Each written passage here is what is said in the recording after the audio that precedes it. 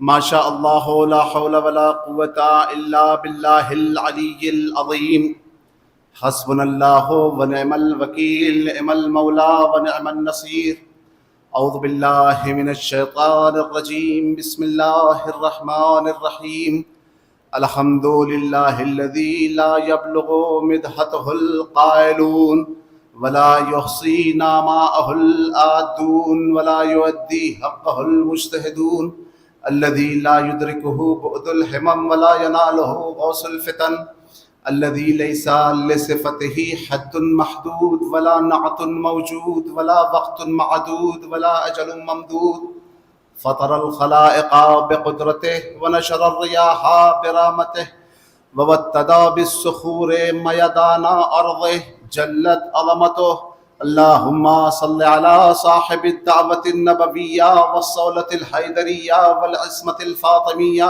والحلم الحسنية والشجاعة الحسينية والعبادة السجادية والمآثر الباقرية والآثار الجعفرية والعلوم الكاظمية والحجج الرضوية والجود التقوية النقاوة النقوية والهيبة العسكرية والغيبة الإلهية.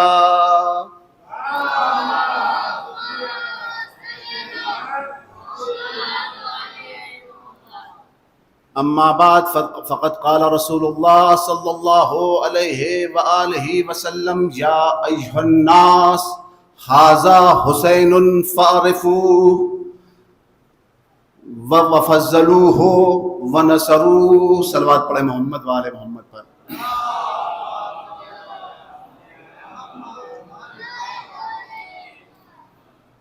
چند اشعار ایام اعزاء کی مناسبت سے چاہتا ہوں کہ دونوں جہاں کی مانگنا نعمت حسین سے، دونوں جہاں کی مانگنا نعمت حسین سے، کم ظرف مانگتا رہا بیعت حسین سے، کم ظرف مانگتا رہا بیعت حسین سے. دونوں جہاں کی مانگتا نعمت حسین سے، کم ظرف مانگتا رہا بیعت حسین سے. اے شیخ جانا چاہتے ہو، اے شیخ جانا چاہتے ہو جنت میں ٹھیک ہے، اے شیخ جانا چاہتے ہو جنت میں ٹھیک ہے، لینی پڑے گی پہلے اجازت حسین سے، لینی پڑے گی پہلے اجازت حسین سے. اور باغ فدق کے چھیننے والے جناح ہے یہ، باغ فدق کے چھیننے والے جناح ہے یہ، ہمت ہے چھین لو یہ وراثت حسین سے، ہمت ہے چھین لو یہ وراثت حسین سے. اور روزہ ہے فاقہ اور نمازیں ہیں ٹکریں، روزہ ہے فاقہ اور نمازیں ہیں ٹکریں، دل میں اگر نہیں ہے محبت مودت حسین سے. اور آیا تھا سب سے دیر میں، آیا تھا سب سے دیر میں لیک سے. اس لیے میں اشعار سے مانگ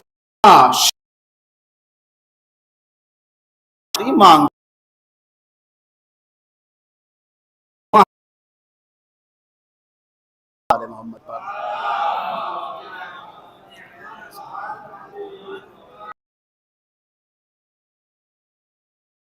کرام ہیں یعنی مجلس ہے اس کے 40 منٹ کے اندر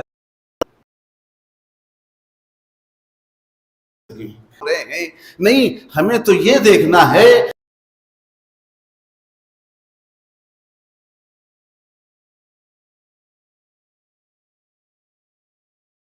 اس کو، ان شرکائے مجلس کو اگر اپنی نعمت دعا سے نواز دیتا ہے تو یہ ہماری دنیا اور آخرت کے لیے بہت کافی ہے. عزیزان محترم، اس سے زیادہ تمہیدی گزارو کہ بے شک پہ اس طریقے ہیں وہ اپنے بچوں کے دلوں میں ہم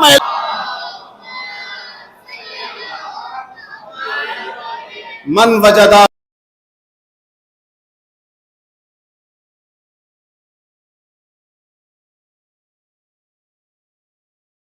آپ کا کاش کاش کیا مطلب ہوا؟ یعنی انسان اگر 5 وقتہ نمازی ہے تو اسے دن میں 5 مرتبہ معراج نصیب ہوتی ہے، نہیں بلکہ اور اس کو اوپن کروں، اگر انسان 5 مرتبہ نماز پڑھتا ہے یعنی 17 رکعتوں کا پابند ہے تو ہر رکعت پہ 1 مرتبہ اسے معراج نصیب ہو رہی ہے، اور اگر صرف واجبات کا پابند نہیں ہے بلکہ مستحبات کا بھی پابند ہے، 51 رکعت اگر تمام نوافل کو لے کر، نماز تہجد نماز شب کو لے کر اگر وہ 51 رکعت کا پابند ہے تو ظاہر ہے اسے 24 گھنٹے کے اندر دن بھر میں کتنی معراجیں نصیب ہو رہی ہیں؟ 51 مرتبہ معراج نصیب ہو رہی ہے۔ تو عزیزان محترم، اب آپ سمجھے یا نہیں سمجھے؟ پیغمبر کو 120 مرتبہ معراج ہوئی اور پیغمبر کو ہر دفعہ اسی بات کی تاکید ہو رہی ہے اللہ کی طرف سے، کلما جاءنی جبرائیل اوصانی بولایت علی و بمحبت الحسین، یعنی جب بھی جبرائیل میرے پاس آتے تھے یا میں خدا کے پاس جاتا تھا، چاہے جس معراج کا واقعہ ہو، مجھے 2 ہی باتوں کی وصیت اور نصیحت اللہ کی طرف سے ہوتی تھی، اور یہی وجہ ہے پیغمبر بھی دنیا سے جاتے جاتے یہی تو فرما گئے، انی تارک فیکم الثقلین کتاب اللہ و عترتی اہل بیتی، دیکھو میں بھی جا رہا ہوں دنیا سے، تمہارے درمیان بس 2 ہی چیزیں چھوڑے جا رہا ہوں، ایک قرآن ثابت ہے، دوسرے قرآن ناطق ہے جو میرے اہل بیت ہیں، اگر ان دونوں کے دامن سے وابستہ رہو گے کبھی بھی گمراہ نہیں ہوگے۔ لیکن یاد رکھے جنہوں نے صرف اور صرف قرآن کا دامن تھاما، یاد رکھے وہ بھی گمراہ ہیں، جنہوں نے صرف اہل بیت کا دامن تھاما اور قرآن کا دامن نہیں تھاما وہ بھی گمراہ ہیں۔ ایک صلوات پڑھے محمد و آل محمد پر۔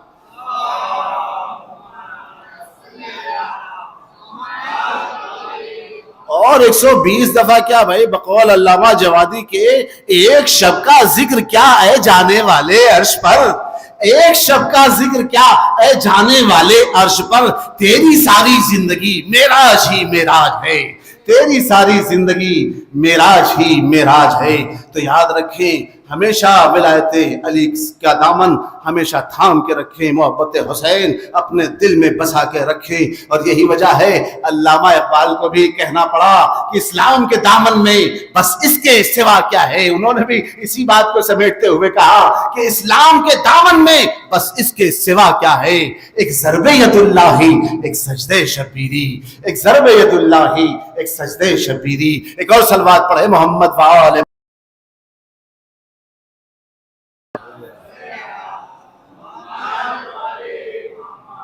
اچھا اب کچھ باتیں ظاہر ہے یہ ہمارے چھوٹے چھوٹے بچے نوجوان دوست احباب بیٹھے ہوئے ہیں، بزرگ تو بہتر جانتے ہیں، ان سے ہمارا خطاب ہی نہیں ہوتا، لیکن بچوں کے لیے محرم جیسے ہی اسٹارٹ ہونے والا ہوتا ہے، آغاز ہو چکا ہوتا ہے، تو سب سے پہلے یہی سوال ہوتا ہے جناب آپ محرم میں اتنا اہتمام کیوں کرتے ہیں، اتنا زیادہ ایام عاشورہ کو منانے کے لیے آپ تابوت، علم، تعزیہ، ذوالجناح یہ ساری چیزوں کا اہتمام کیوں کرتے ہیں؟ تو یہ آج کا کوئی نیا سوال نہیں ہے، یہ گھسا پٹا سوال ہے، ریپیٹ کیا کرایا سوال ہے۔ ہمارے اور آپ کے 8ویں امام عالم آل محمد حضرت امام علی رضا علیہ السلام سے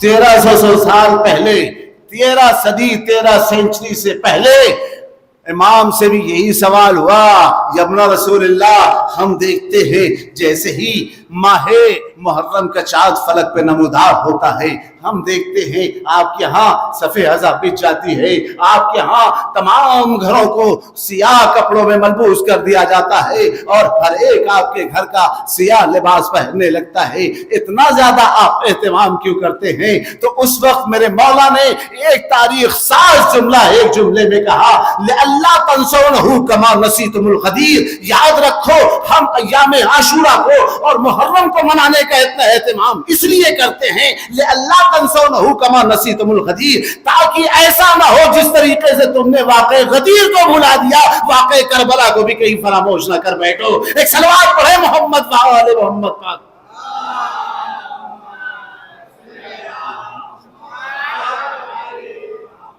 لَأَلَّا تَنْسَوْنَهُ كَمَا نَسِيتُمُ الْغَدِيرَ، میں دیکھیں معمولاً عام طریقے سے میری عادت یہ ہوتی ہے، چاہتا ہوں کہ ائمہ اطہار کے مطالب، قرآن کے مطالب سے اپنی بات کو مستند اور مدلل کرتے ہوئے اور اس کو ایک محکم دلیل بناتے ہوئے آپ کے سامنے پیش کروں۔ ظاہر ہے میں اپنی طرف سے بہت کچھ کرنا چاہتا ہوں، لیکن ظاہر سی بات ہے وہ مکتب اہل بیت کا شاگرد ہی کیا جو در اہل بیت سے درس حاصل کیا ہوا وہ اپنے دوستوں کے سامنے، اپنے بزرگوں کے سامنے سنا نہ سکے۔ ایک صلوات پڑھے محمد و آل محمد پر۔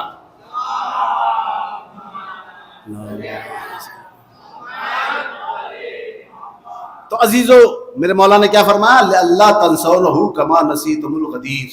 اب بچوں کے لیے ذرا سا ایک بات کو اور اوپن کر کے سمجھا دوں۔ واقعہ غدیر کتنے لوگوں کے درمیان ہوا؟ کم سے کم 1.25 حاجی، جو ہر ایک نے اس بات کو ایکسیپٹ کیا ہے، اور میری تحقیق کی مدار کے اوپر کتاب موجود ہے 2 لاکھ حاجیوں کے درمیان۔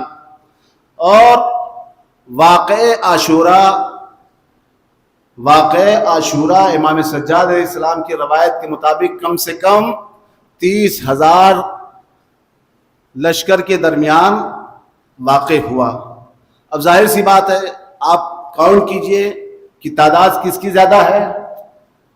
غدیر میں نا، جو واقع غدیر حاجی ہیں وہ بھی جو ہے نمازی ہیں اور نماز روزے کے پابند لوگ ہیں، ان کے درمیان کیا واقع غدیر رونما ہوا 1.25 لاکھ یا 2 لاکھ حاجیوں کے درمیان۔ تو میرے مولا کیا میسج دینا چاہتے ہیں؟ میرے مولا یہی بتانا چاہ رہے ہیں کہ یاد رکھو جس طریقے سے ملت مسلمہ نے جو واقع غدیر 1.25 لاکھ یا 2 لاکھ حاجیوں کے درمیان واقع ہوا اسے فراموشی کی بھیڑ چڑھا دیا، اسے اپنے خاموشی سے اس کو بھلا دیا، تو یہ یاد رکھو جب یہ 30,000 کے درمیان صرف واقع عاشورہ ہونے والا ہے، اگر اس کو ملت مسلمہ بھلانا چاہے تو اسے بھلانے میں کتنا ٹائم لگتا ہے؟ ایک اور صلوات پڑھے محمد و آل محمد پر۔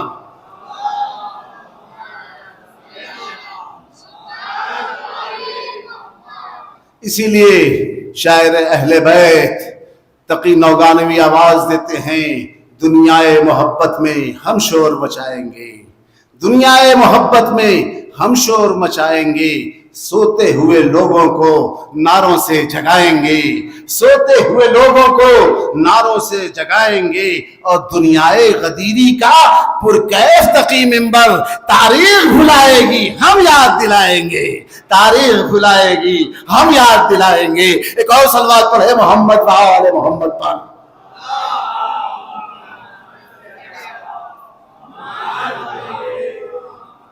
تو عزیزوں اور دوستو، آپ ملاحظہ فرمائیں کہ واقع عاشورہ واقعاً رونما نہ ہوتا اگر لوگوں نے غدیر کے واقعے کو یاد رکھا ہوتا۔ صرف 50 سال کا ٹوٹل عرصہ ہے کہ ان محرم و سفر ہست کہ اسلام را زندہ نگہ داشتے است۔ یاد رکھو یہ محرم و ہے، جو کچھ بھی عزت اور شرف اور بزرگی اور ہماری شناخت اور پہچان ہے، اگر لوگوں کے سامنے ہم سرخرو ہیں تو یہ صرف اور صرف محرم اور سفر کی برکت سے ہے۔ اور عزیزو صرف یہی نہیں بلکہ آپ دیکھیں یہ محبت حسین اور یہ عزاداری حسین، یہ فرش عزائے حسین پہ آنا ہر ایک کو نصیب نہیں ہوتا۔ اب آپ کہیں گے کہ واقعی مولانا کیا بات کرتے ہیں، اور مجھے بھی جو یہ شرف مل رہا ہے ذکر شبیر کی توفیق خدا دیتا ہے۔ آپ دیکھیں، یقین کریں نہ جانے کتنے ایسے لوگ ہیں جو ذکر شبیر کی توفیق حاصل نہیں کر پاتے۔ میں کیوں یہ چاہتا ہوں اپنے دامن میں شعر پڑھنے کا بھی ثواب حاصل کر لوں، میں چاہتا ہوں بلکہ میں یہ کہوں کہ یہ فرمایا جاتا ہے تخت سلیمانی بساط سلیمانی پہ کیا ہوتا تھا، یہ فرش عزا اس سے کہیں بڑھ کے نہیں۔ عزیزوں اور دوستو، تخت سلیمانی پہ کون براجمان ہے؟ تمہیں حاضری دیتے ہیں، مجھے نہیں پتا کون کہاں پہ کس حالت میں بیٹھا ہے۔ ظاہر سی بات ہے ہماری یہ گناہگار کیا ہے، تو وہ کہتے ہیں جناب آپ غلط کہہ رہے ہیں، امام ہمارے درمیان موجود ہیں لیکن ہماری یہ گناہگار آنکھیں نہیں دیکھ پا رہی ہیں۔ ایک صلوات پڑھے محمد و آل محمد پر۔ اچھی نہیں معلوم ہوگی، بساط سلیمانی سر لیتے ہیں، پیغمبروں کو زمین پر اتار لیتے ہیں، اور جناب محشر لکھنوی آواز دیتے ہیں۔ یہ مجلس کی اہمیت آج چاہتا ہوں تھوڑا سا بیان کر دوں کہ کچھ دیر محشر لکھنوی شہر اہل بیت محشر نہ ہو، سارا جہاں حسین کا قاتل دکھائی دے. 20 منٹ کا ہے، پھر ریپیٹ کر رہا ہوں تاکہ ہوتا ہے نا کبھی کہ ارے یار یہ تو بہت لمبا بیان رہتا ہے یا جو بھی، جیسے نہیں، ایسا نہیں انشاءاللہ. تو علامہ سید العلماء صاحب کو سے کربلا نہ ہوتی، اگر واقع کربلا نہ ہوتا تو کیا ہوتا؟ تو آپ کو 5 منٹ کے اندر مکتب تشیع کی طرف سے، شیعہ مذہب کی طرف سے، آپ واقع کربلا نہ تو ہوتا تو جمعہ کو نہ پڑھائی جاتی. ایک سلوات پڑھے محمد، جمعہ کی نماز بدھ کو پڑھا دی گئی ہوتی. اب اس کا تھوڑا بیک گراؤنڈ بتا دوں 1 منٹ کے درمیان تاکہ بچوں کو بھی یاد ہو جائے. حاکم شام، فقیر شام جو بھی کہہ لیجئے آپ، اس کو ایک لونڈا دیجئے کہ جس طریقے سے پیغمبر نے کہا واہ واہ کیا بات ہے، اب تو اور کچھ جو ہے اللہ کے نام سے کٹنا شروع ہو گیا. تو اب اس وقت عمرو عاص نے کہا اے حاکم شام، اب تو جب چاہے بدھ کو نماز پڑھا، چاہے اتوار کو، چاہے سنڈے کو نماز پڑھا دے. ایک سلوات پڑھے محمد وآل محمد پر.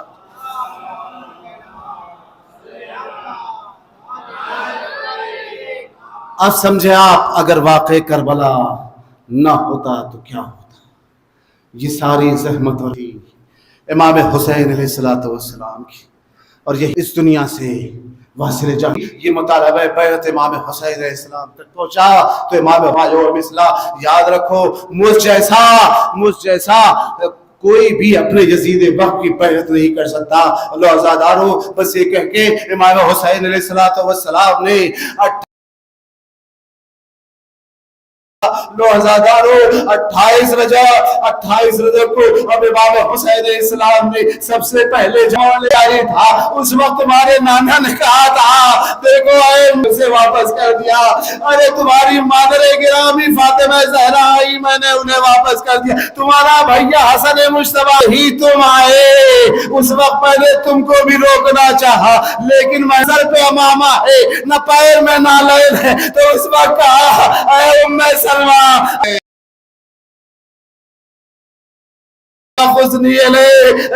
جیسے ایک کوہ استوا، ایک بلند پہاڑ اپنے مقصد کی طرف جا رہا ہے، لیکن روانی جائے گا، اس پر بھی میرا سلام ہو. اے میرے بیٹا جاؤ، ارے تم جاؤ، میں نے تمہیں رخصت، تمہاری یہ دکھیاری ماں بھی تمہارے پیچھے پیچھے تمہارے ساتھ رہے گی. اما لہو نور میں رسم دیکھنے چلو. ينقلبون الى الہی بس قبول و مقبول فرما. پروردگار